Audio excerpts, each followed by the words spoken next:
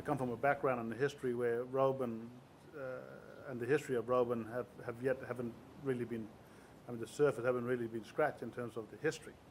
And there's a lot of stories, not only from a community point of view, but also from an individual point of view, about the journeys and of individuals and the history that took place around this area that dates, that kind of predates back to the early colonializations, the pearling boom, station boom, the mining boom, the Aboriginal destined custody. The hot and dusty little town of Roebourne will be remembered for one thing only. It's the place where the death of a young local sparked impassioned calls for a full-scale inquiry into black deaths in custody. A 16-year-old youth died in police custody in September 1983. They came from everywhere to the Roebourne cemetery to mourn his passing. It's a slow death in the village. This is poverty, unemployment and wholesale alcoholism wrapped up in a neat little package. I was working at Juluwarlu Aboriginal Corporation in Roebourne as the manager for creative productions and publishing, fundraising and community projects, whatever. Anything that had to do with keeping Yindjibarndi culture alive. I was always looking out for ways in which we could do more to promote what Juluwarlu does and what Yindjibarndi culture means, what Aboriginal cultures mean here in Australia. I went and spoke to Michael Woodley, who was my CEO, and said, hey, look, this is a good idea. Why don't we get involved in this? And he said, look, I've had enough of white fellas coming into black communities, making artwork after 10 weeks, and assuming then that they know all about us.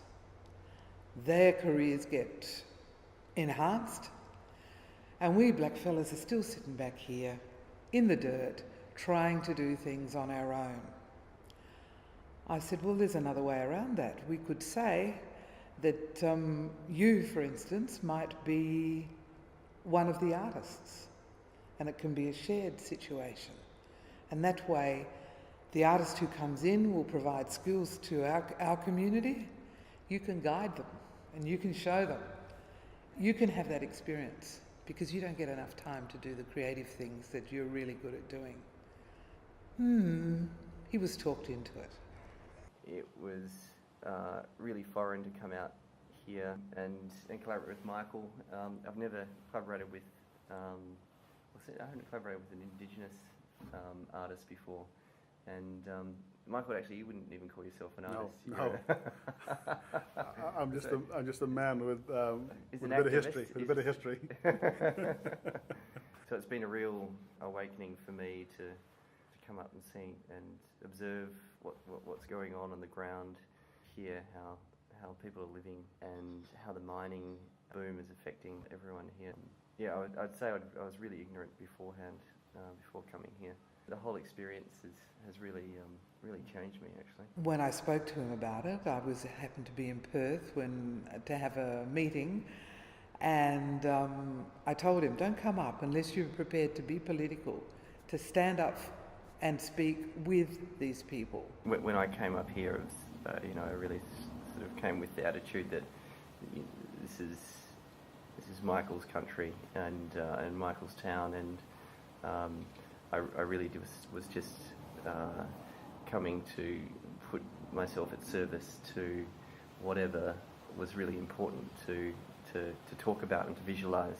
One of the good things about this project for me was that it reflected on real life events, and this what made the project for me more worthwhile, because it formulated in my own views that even though the artwork that sort of, was projected on this whole building, the whole building itself had stories to tell, and we were trying to bring out some of those stories that true life events that happened in my community.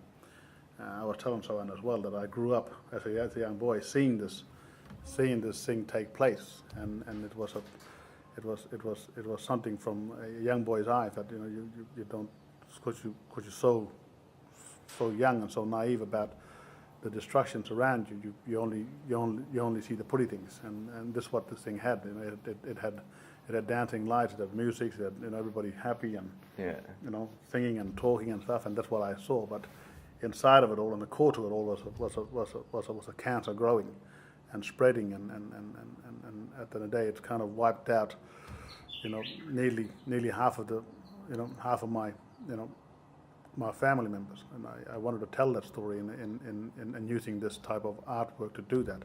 This is what it's all about. It's about people like this guy coming over to community like us and sharing their skills and ideas and wanting to make a difference. And that's the main thing. It's not about the colour of our skin or different race or gender or anything like that. It's about having a feeling for the same thing. You know, sharing the same thing, and that's just to, you know, create a better, you know, life and future for all of us. We got a law in our hand. We didn't lost it, we still got it. Yindjibarndi people still got it like that. We gripped that thing. A lot of people a lot of land's been broken for the Aboriginal people, but we here, Yindjibarndi people, standing for one. We are all one. We are helping one another. Don't matter where we come from, we are all one. We want our law to stand. We want to teach our kids, and that's all.